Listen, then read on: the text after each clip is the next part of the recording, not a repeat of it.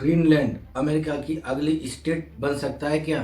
कम से कम Donald Trump का plan तो यही है। उन्होंने साफ साफ कहा है, या तो पैसा लेकर जमीन बेच दो वरना फौज तो है ही। अभी के दौर में ट्रंप की धमकी अजीबोगरीब लग सकती है, लेकिन वो कुछ भी अलग नहीं कर रहे। यह अमेरिका की पुरानी परंपरा रही है।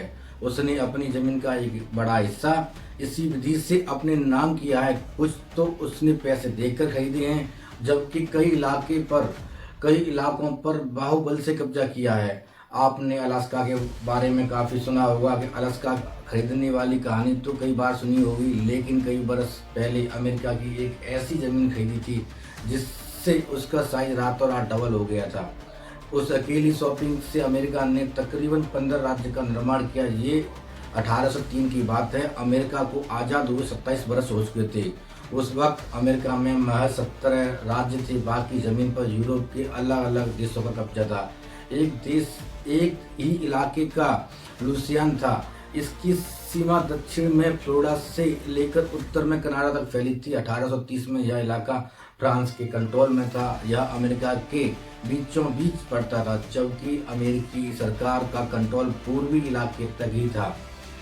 पश्चिम की तरफ बढ़ने के लिए लुइसियाना का एक्सेस मिलना बहुत जरूरी था। इसके लिए अमेरिका ने अपने 2 डिप्लोमेट को पेरिस भेजा और उनमें उन्होंने इससे एक छोटे से इलाके को न्यू ऑरलियंस का सौदा करने का जिम्मा मिला। यह लुइसियाना के एक दक्षिण छोर पर पड़ता है। इतने से इलाके से अमेरिका का काम चल जाता, उसको तो वेस्ट में जाने का रास्ता मिल जाता। लेकिन जैसे ही उसके डिप्लोमेट पेरिस पहुंचे, सरप्राइज मिला। फ्रांस ने उनको पूरा लुइसियाना खरीदने का ऑफर दे दिया। उस दौर में फ्रांस पर नेपोलियन का शासक था। वो 3 मोर्च पर घिरे हुए थे। हैती में गुलामों ने क्रांति कर दी थी। ब्रिटेन के साथ उनकी जंग शुरू होने वाली थी। ब्रिटेन की नेवी फ्रांस को घेर कर बैठी हुई थी और फ्रांस के अंदर आर्थिक संकट बढ़ता जा रहा था। इस हालात का लुइसियाना को बचा कर रखना मुश्किल था। असल में फ्रांस को भी नहीं पता था कि नॉर्थ अमेरिका में उसके पास इतनी बड़ी जमीन है। उसने सोचा कि जो कुछ मिल रहा है वो रख लेते हैं। अमेरिका ने जिन 2 डिप्लोमेट को भेजा था, उन्हें इतना बड़ा सौदा करने का अधिकार नहीं था, लेकिन उन्होंने राष्ट्रपति की परमिशन के बिना साइन कर दिया और वे नेपोलियन का इरादा बदलने से पहले डील कर लेना चाहते थे। यह डील 1.5 करोड़ डॉलर की हुई, या 2026 में ये कम से कम 43 से 44 करोड़ डॉलर के आसपास की होती। लुइसियाना की खरीद से अमेरिका की जमीन में 8 लाख वर्ग किलोमीटर से ज़्यादा का इजाफा हुआ था। यह उस समय अमेरिकी के साइज के बराबर था। आगे जाकर इस जमीन से अमेरिका के 15 अलग अलग राज्य बने। इस एक डील ने अमेरिका का नक्शा हमेशा के लिए बदल कर रख दिया।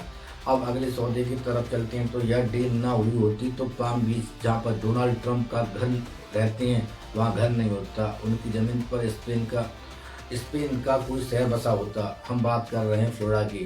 फ्लोरिडा अमेरिका के दक्षिण पूर्व किनारे पर बसा है। इसको सबसे पहले 16वीं सदी में स्पेन ने अपनी कॉलोनी बनाया था, लेकिन 1763 में इसे ब्रिटेन के हवाले करना पड़ा। 1783 में इसमें एक और नया मोड़ आया, तब जब अमेरिका ने ब्रिटेन से आज़ादी की जंग जीत ली। तब ब्रिटेन ने फ्लोरिडा और स्पेन को लौटा दिया। लेकिन स्पेन के लिए इसको चलाना आसान नहीं था। वो दूसरे झगड़े में उलझा हुआ था। उसका अमेरिका की सरकार के साथ सीमा विवाद चलता रहता था। इसके अलावा स्थानीय लोग स्पेन के शासन के खिलाफ थे। इसलिए 1819 में फ्लोरिडा परचेज ट्रीटी पर सहमति दे दी। इसके तहत स्पेन ने फ्लोरिडा की बागडोर अमेरिका को सौंप दी। इसके बदले अमेरिका को लगभग 50 लाख डॉलर की रकम खर्च करनी पड़ी थी। यह पैसा उसने डायरेक्ट स्पेन को नहीं दिया था। दरअसल स्पेन ने स्थानीय लोगों को हर्जाना मांगा था। यह पैसा अमेरिका ने अपने खजाने से लोगों को दिया था, ताकि स्पेन से फुल एंड फाइनल सेटलमेंट हो सके। इस तरह फ्लोरिडा अमेरिका का हिस्सा बन गया। हालांकि उसको राज्य का दर्जा 1845 में मिला था। लिस्ट को आगे बढ़ाते हैं तो तारीख 2 फरवरी 1848, 2 वर्ष तक चली जंग में मैस्को को बुरी तरह से हरा चुका था अमेरिका उसकी राजधानी में बैठकर जंग खत्म करने की शर्तें तय कर रहा था। ये लड़ाई टेक्सास को लेकर हुई थी। टेक्सास एक समय तक मैक्सिको का हिस्सा था। 1836 में उसकी आज़ादी की घोषणा कर दी, लेकिन वो बहुत दिनों तक आज़ाद नहीं रहा। 1845 में वो अमेरिका में शामिल हो गया, लेकिन मैक्सिको के साथ उसका सीमा विवाद खत्म नहीं हुआ।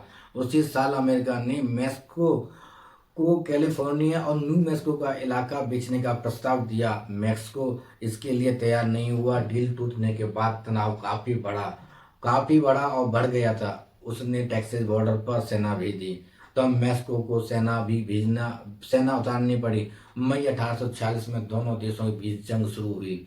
मैक्सिको इसमें ज़्यादा समय तक टिक नहीं पाया। सितंबर 1847 में उसकी राजधानी में अमेरिकी सेना घुस चुकी थी। मैक्सिको घबराकर तुरंत सरेंडर कर दिया। आखिरकार 2 फरवरी 1848 को शांति समझौते पर दस्तखत कर दिए। इसके साथ मैक्सिको और अमेरिका वार खत्म हो गया, लेकिन मैक्सिको को इस हार की भारी कीमत चुकानी पड़ी।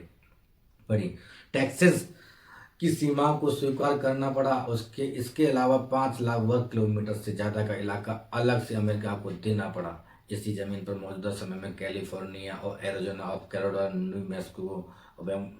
न्यू मैक्सिको जैसे राज्य बसे हुए हैं। इस डील के बदले अमेरिका ने मैक्सिको को 1.5 करोड़ डॉलर की रकम दी। 2026 में इसकी कई करोड़ों की वैल्यू होती है, आसपास जाती है। अब उस इलाके की कहानी, जो अमेरिका को 49वां राज्य बना, यह तारीख थी 3 जनवरी 1968। उस दिन अलास्का को राज्य का दर्जा मिला।